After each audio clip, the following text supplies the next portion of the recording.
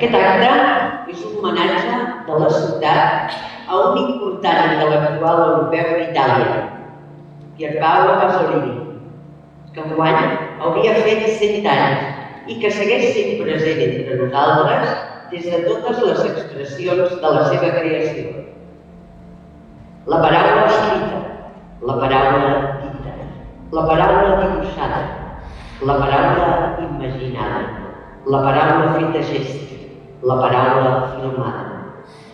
La paraula al centre polític de la vida és el llegat més preuat que ens ha donat.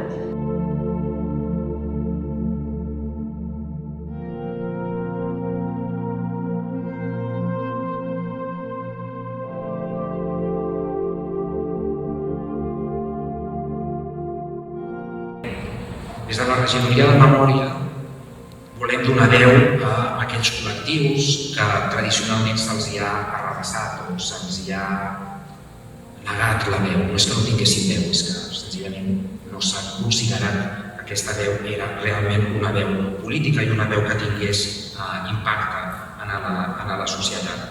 I aquest llibre també respon a això.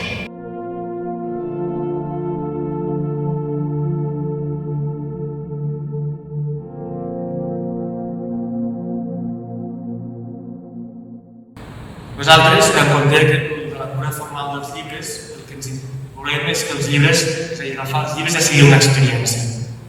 En el cas del Govern Forma de Rosa, la marca nostra conscient és el fet, diguem-ne, que al través de la sobrecoberta hem inclòs, si compreu el llibre, hem inclòs l'article que va escriure José Agustín Busolo als anys 80,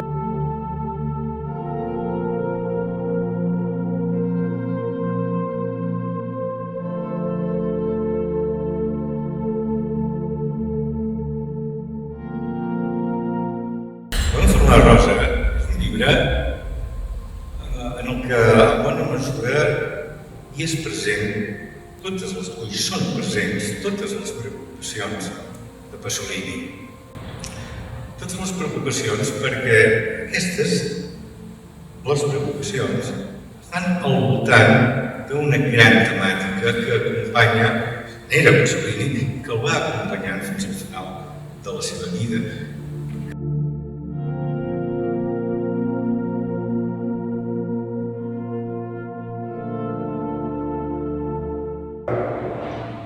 Crec sincerament que Pasolini i les persones que aquell dia el van acompanyar a la conferència estarien d'acord majoritàriament amb aquestes idees i arguments i és per nosaltres un honor ser avui al lloc on es rendeix aquest homenatge. Moltes gràcies per la seva atenció.